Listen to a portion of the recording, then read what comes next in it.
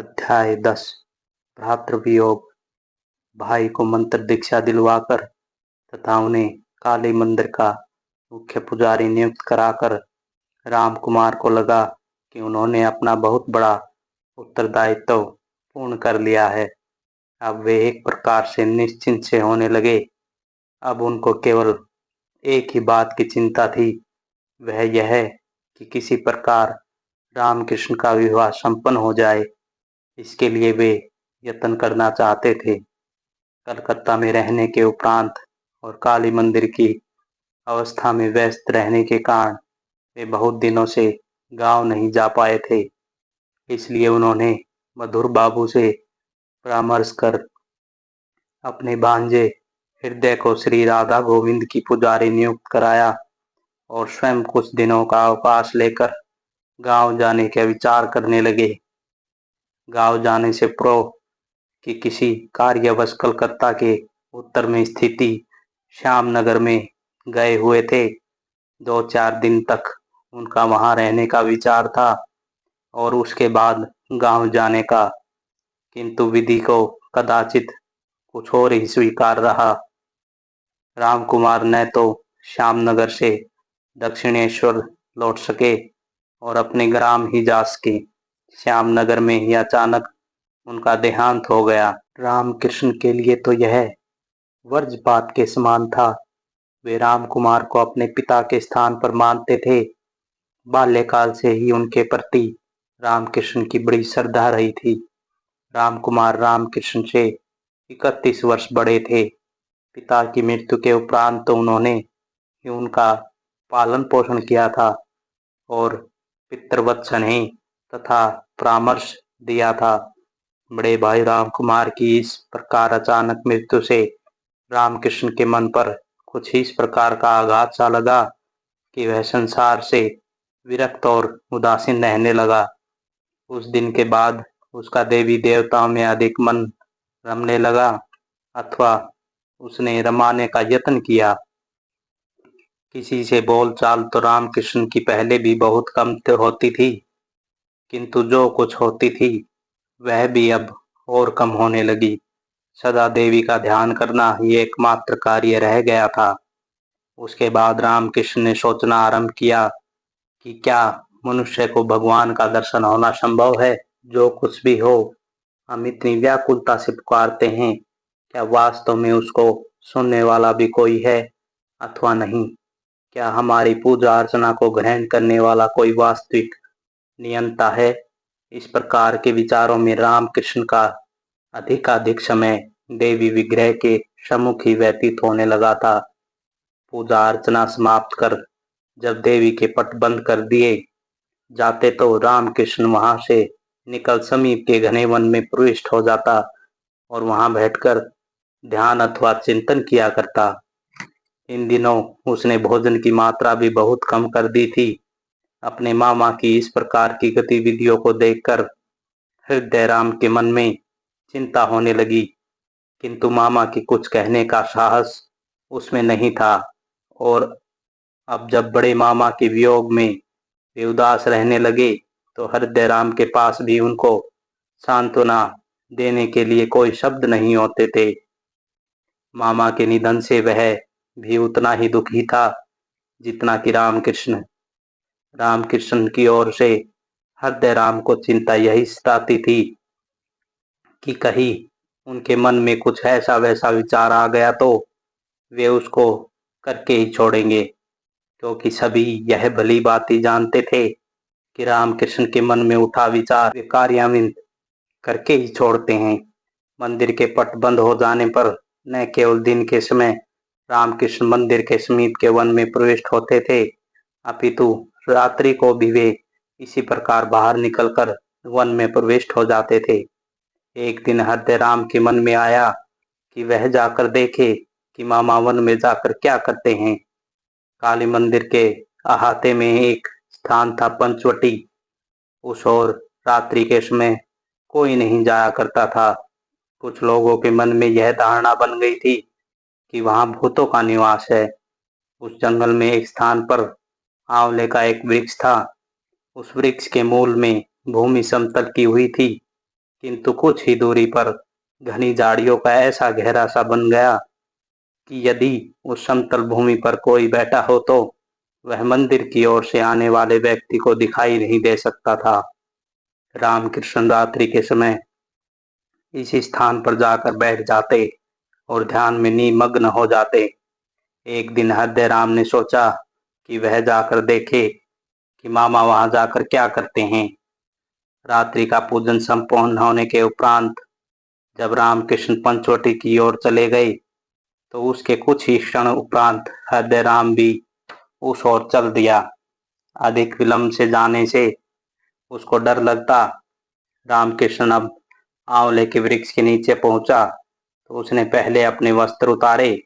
वह नितांत दिगंबर बन गया, यहाँ तक कि उसने अपना यज्ञोपवीत भी उतार दिया। हृदय राम ने यह देखा तो वह आश्चर्यचकित सा देखता ही रह गया, किंतु मामा को कुछ कहने को उसको साहस नहीं होता था। और अब इस नग्न अवस्था में हृदय राम अपनी वहां पर उपस्थिति जताकर मामा को लज्जित नहीं कर सकता था, इसलिए वह चुपचाप देखता रहा। हृदय राम की हृदय तीव्रता से धड़कने लगा था। उसको लगा कि कहीं मामा की बुद्धि तो भ्रष्ट नहीं हो गई, जो इस प्रकार नग्न तो हुए ही साथ में यज्ञोपवीत भी उतार कर रख दिया है। वह भी उनके ध्यान में वहीं पर बैठा रहा, किंतु उस दिन वहां पर अधिक समय तक नहीं बैठ सका। उसको एक प्रकार का भय भी लगने लगा था। उस रात्रि को हृदय राम वापस आ गया। उसने सोचा मामा जब वापस आ जाएंगे तब उनसे पूछूंगा, किंतु मामा के वापस आने पर उसका साहस नहीं हुआ कि वह उनसे कुछ पूछे। तो वह दिन बीत गया। रात्रि आई और मामा ने पुनः पंचवटी की ओर प्रस्थान किया। इस बार हृदय राम ने निश्चय कर लिया कि वह मामा से बात करके ही छोड़ेंगे। रामकृष्ण निश्चित स्थान पर पहुंचा और निर्वस्त्र होकर साधना में लीन हो गया। हृदय राम उसके ध्यान टूटने की प्रतीक्षा करता करता कदाचित वहीं पर सो भी गया हो, किंतु भय के कारण नींद आना भी संभव नहीं था। किसी प्रकार हृदय राम ने वहां लंबा समय व्यतीत किया। उसका सर्वाधिक चिंता यह सताती थी कि कहीं उसका मामा विक्षिप्त तो नहीं होता जा रहा है। मामा की समाधि टूटी। हृदय राम उनके पास गया और बोला, मामा यह क्या कर रहे हो? यहाँ पर बैठकर, वह भी एकदम निर्वस्त्र होकर के। आपने तो अपना यज्ञोपवीत भी उतार दिया है। यज्ञोपवीत उतारना तो शास्त्र विरुद्ध होता है और निर्वस्त्र ध्यान करना भी शास्त्र विरुद्ध है। फिर आप यह सब क्यों करते हैं? रामकृष्ण को हृदय राम को सहसा अपने सम्मुख पाकर किसी प्रकार का आश्चर्य नहीं हुआ। वह जानता था कि हृदय राम का उसके प्रति लगाव है, इसलिए वह दुश्चिंता से ग्रस्त होकर मेरा समाचार जानने आया होगा। जब उसने प्रश्नों की जड़ी लगा दी तो रामकृष्ण ने उसका समाधान करना ही उचित समझा, जिससे कि उसका भ्रम दूर हो जाए। रामकृष्ण ने हृदय राम को उत्तर देते हुए कहा, देखो हृदय राम, तुमने पूछा कि मैंने यह सब शास्त्र विरुद्ध कार्य क्यों किया है। यह शास्त्र विरुद्ध है अथवा नहीं, मैं इस विषय में किसी प्रकार विवाद नहीं करना चाहता, किंतु मैं इतना जानता हूँ कि मनुष्य को यदि भगवान तक पहुँचने का यत्न करना है तो उसको चाहिए कि सर्वप्रथम वह सभी पूर्वाग्रहों से मुक्त हो जाए, अपने सब पूर्व संस्कारों को भुला दे। घृणा, लज्जा, कुल, शील, भय, मान, जाति तथा अभिमान के ये आठों मनुष्य की आत्मा को बंधन में रखने वाले पास के समान हैं। भगवान तक पहुंचने के लिए इनसे मुक्त होना आवश्यक है। यज्ञोपवीत जाति अथवा कुल का सूचक एवं अभिमान का प्रतीक है, इसलिए यह भी पास के समान ही है। इसी प्रकार उसको समझना चाहिए कि यह सब रुपया पैसा भी मात्र मिट्टी है, इससे अधिक कुछ भी नहीं। कालांतर में लोगों ने रामकृष्ण परमहंस को रुपए पैसे लेकर गंगा में प्रवाहित करते और कहते सुना था, रुपया मिट्टी, मिट्टी रुपया। वे इस प्रकार बार बार कहते और अपने पास रखे रुपये पैसों को गंगा में प्रवाहित कर देते थे। इस प्रकार दिन बीतते रहे। रामकृष्ण के स्वभाव में तथा कार्यक्रम में किसी प्रकार का कोई परिवर्तन नहीं हुआ, न हृदय राम की चिंता ही मिटी। दक्षिणेश्वर मंदिर में विभिन्न मतमतांतरों और संप्रदायों को मानने वाले साधु सन्यासी, मठाधीश, पीर फकीर आकर ठहरते रहते थे। मंदिर की ख्याति फैल चुकी थी, इसलिए गंगा सागर तीर्थ पर आने वाला प्रत्येक यात्री दक्षिणेश्वर मंदिर में अवश्य आता। ऐसे आगंतुकों के भोजन की व्यवस्था मंदिर की ओर से ही हुआ करती थी। भारतीयों में भोजन करते उचित छोड़ देने का पुराना और बुरा स्वभाव आज भी प्रचलित है। इस प्रकार के झूठन को रामकृष्ण स्वयं खा लिया करते और फिर उनके झूठे पात्रों को भी साफ कर दिया करते थे।